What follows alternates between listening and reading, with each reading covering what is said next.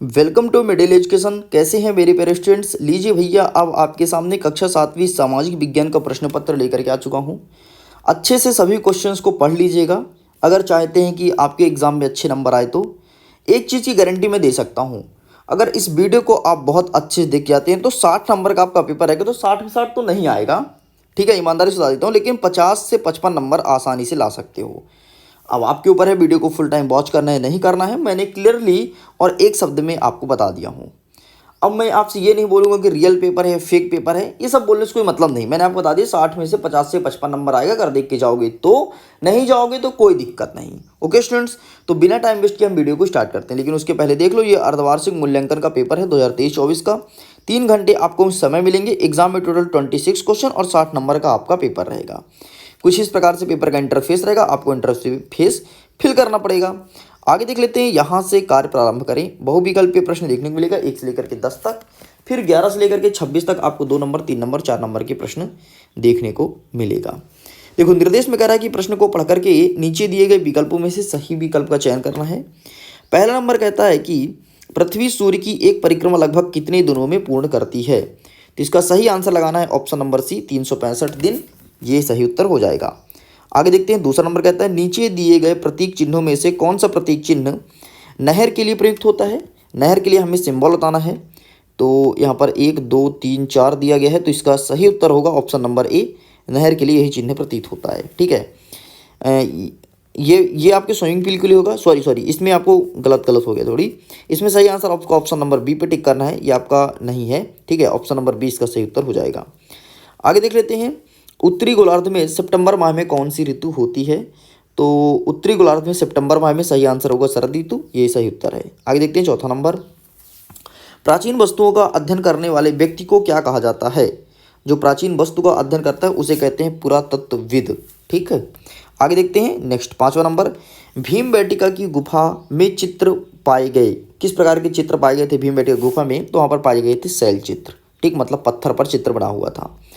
आगे देखते हैं, 6वां नंबर, सम्राट अशोक के साम्राज्य की राजधानी क्या थी। सम्राट अशोक बौद्ध धर्म के राजा थे। बौद्ध धर्म में होकर के इन्होंने 11 से 12 शिलालेख लिखा। शिलालेख मतलब होता है पत्थर पर लिखना। और यदि मैं इनकी राजधानी की बात करूं तो इनकी राजधानी हमेशा पाटलिपुत्र हुआ करती थी। ठीक, तो आपका ऑप्शन नंबर ए पे टिक करना है। आगे देख लेते हैं, नेक्स्ट हमारा 7वां नंबर कहता है कि कुषाण के प्रसिद्ध राजा कौन थे। देखो, कुषाण एक वंशज का नाम था। ठीक है, कुषाण वंश ये बहुत प्रतापी शासक आए हैं, और इनमें से सबसे प्रतापी शासक कनिष्क था, जो कि कुषाण वंश से ही बिलोंग करता था। आगे देखते हैं, नेक्स्ट 8वां नंबर, मक्के की रोटी सरसों का साग किस प्रांत के लोग का मुख्य भोजन है। मतलब कहाँ के लोग मक्के की रोटी और सरसों का साग खाना पसंद करते हैं। तो पंजाबी लोग ज़्यादातर यही खाते हैं, मक्के की रोटी और सरसों का साग। और एकदम तगड़ा लगता है, तवाही, बहुत ही अच्छा लगता है। ठीक है, आगे देखते हैं, 9वां नंबर, ग्राम पंचायत का मुखिया क्या होता है। बच्चे को पता है, जो गांव से बिलोंग करता है, कि ग्राम पंचायत का जो मुखिया होता है उसे सरपंच साहब कहते हैं। अरे सरपंच साहब ये करा दिए वो करा दीजिए, और सरपंच साहब सुनते नहीं है। ठीक, तो वही इनके मुखिया होते हैं। आगे देखते हैं, हमारा 10वां नंबर कहता है कि प्रजातांत्रिक देशों में निर्णय लेने और कार्य करवाने के लिए आवश्यक होते हैं। तो इसका सही आंसर आपको राजा लिखना है, क्योंकि प्रजातांत्रिक मतलब प्रजा और राजा चलता है, एक होगा प्रजा दूसरा होगा राजा। तो इसका सही आंसर आपको राजा पे टिक करना है। चलिए आगे बढ़ते हैं। अब यहाँ से स्टार्ट होता है हमारा लघु उत्तरीय प्रश्न 11 से लेकर के 20 तक। ठीक, फिर आगे भी बड़े बड़े क्वेश्चन मिलेंगे। हमारा निर्देश में कह रहा है कि नीचे दिए गए प्रश्नों का उत्तर लिखना है। 11वां नंबर कहता है कि पुरातात्विक किन साधनों की सहायता से अतीत का अध्ययन करते हैं। तो पुरातात्विक पुराने सिक्के, हड्डियाँ, औजार, इनके सहायता से अध्ययन करते हैं। लेकिन टेंशन मतलब इसका लिखित आंसर में दिखा दूंगा। आगे देखते हैं, हमारा 12वां नंबर कह रहा है कि सम्राट अशोक द्वारा प्रजा की भलाई के लिए कौन कौन से कार्य किए गए थे। कोई 3 कार्य लिखना है। तो सम्राट अशोक जो बौद्ध धर्म का संस्थापक था, उसके 3 कार्य मैं आपको लिखित दिखाऊंगा, टेंशन नहीं लेना आपको। ठीक है, आगे देखते हैं, हमारा 13वां नंबर कहता है कि पृथ्वी पर जल ही जीवन क्यों पाया जाता है। ये प्रश्न पूछा गया है, मतलब ऐसा क्या रीज़न है कि हमारे पृथ्वी पर ही जल ही जीवन है। इसका आंसर भी लिखित दिखाएंगे, टेंशन मत लो, सब दिखाएंगे, एक चीज़ दिखाएंगे। आगे देखते हैं, हमारा 14 नंबर कहता है कि ग्लोब के चित्र बना करके उसमें कर्क रेखा, मकर और भूमध्य रेखा या फिर विषुवत रेखा दर्शाइए। तो आइए दिखा देते हैं। प्रश्न क्रमांक 11 से लेकर के 14 तक का सही उत्तर क्या हो जाएगा, फिर आगे कवर करते हैं।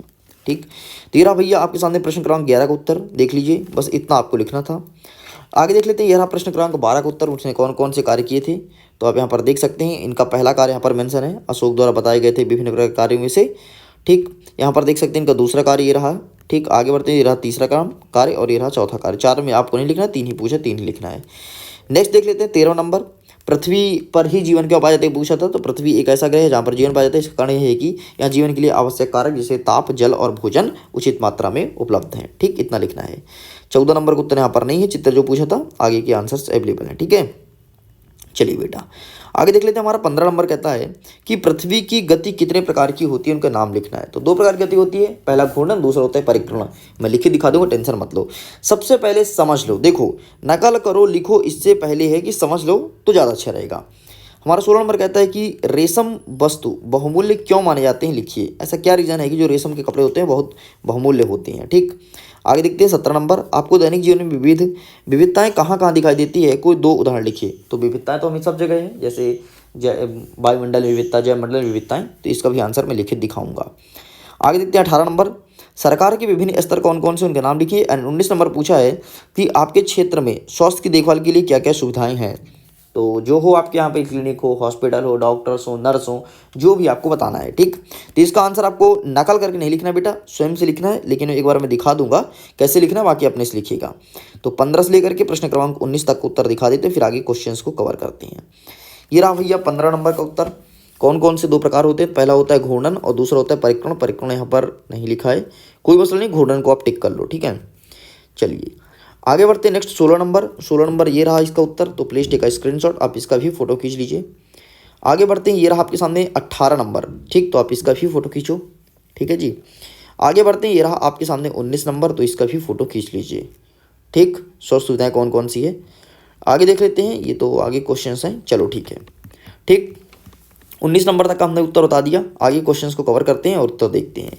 देखो हमारा 20वां नंबर कह रहा है कि हम सरकार को किस प्रकार भागीदारी है, मतलब सरकार में किस प्रकार सहयोग कर सकते हैं। देखो जरूरी नहीं जब हम प्रधानमंत्री हो, मुख्यमंत्री हो, सरपंच हो, सचिव हो तभी सहायता करें, ऐसा नहीं है।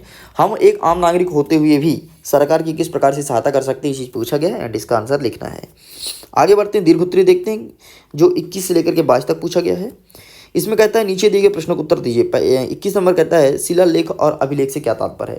तो देखो नाम से स्पष्ट है, शिलालेख, शिलालेख मतलब पत्थर पर लिखना, और अभिलेख, अभिलेख मतलब होता है केवल लिखना। ठीक, तो क्या अभिप्राय है, इनके मध्य 3 अंतर हमें बताना है, अंतर भी हम दिखा देंगे। ठीक, आगे बढ़ते हैं। नेक्स्ट, ग्रामीण लोग रोजगार के लिए शहर तथा शहर के व्यापारी ग्रामीण में किस प्रकार निर्भर हैं। तो सिंपल सा यार, देखो किसान जो होता है, जो गाँव किसान तो गांव में रहता है। ठीक है, तो गांव का किसान जब कोई चीज़ उत्पादन करता है तो उसे बेचने के लिए शहर आना पड़ता है। ठीक है, और शहर का जो व्यापारी है तो उसे खरीदने के लिए उसे गांव के किसान पर निर्भर होना पड़ता है। अगर एक दूसरे लोग एक दूसरे को बेचना और खरीदना बंद कर दें तो जिंदगी चलना ही मुश्किल हो जाएगा। अरे भैया सिंपल सा, अगर हम किसान हैं, उत्पादन कर रहे हैं कोई चीज़, तो अगर घर में रखेंगे तो सड़ जाएगा, खराब हो जाएगा, इसलिए हमको बड़े व्यापारी को बेचना पड़ता है। और बड़े व्यापारी जो होते हैं यदि हमसे ना खरीदें तो उनके पास राशन ही रहेगा, वो क्या व्यापार करेंगे।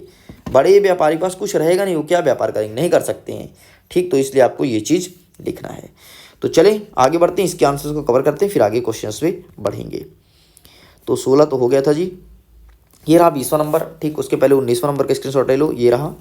ठीक, ये रहा 20वां नंबर, प्लीज टेक का स्क्रीनशॉट। लोकतंत्र में किस प्रकार से भागीदारी हो सकते हैं।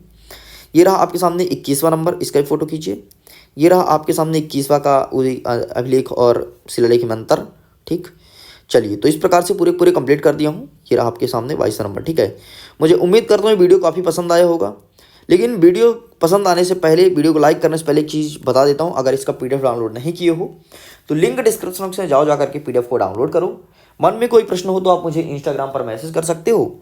बाकी अभी कुछ क्वेश्चन इसमें छूटे हैं, जैसे 22 तक ही मैंने कवर किया, तो आपका 23 हो गया, 24 हो गया, 25 हो गया और 26, 4 प्रश्न छूटे हैं। तो जल्द ही आपको 4 प्रश्न दे दिया जाएगा टेलीग्राम पर। तो टेलीग्राम पर नहीं जुड़े तो जाओ बेटा, जुड़ जाओ, बहुत कुछ फ़ायदा मिलेगा। ओके स्टूडेंट्स, तो मैं वीडियो एंड करता हूँ। एग्जाम के लिए ऑल द बेस्ट। दोस्तों के साथ शेयर करिए, पढ़ते रहिए, खुश रहिए, मुस्कुराते रहिए। Okay, bye bye.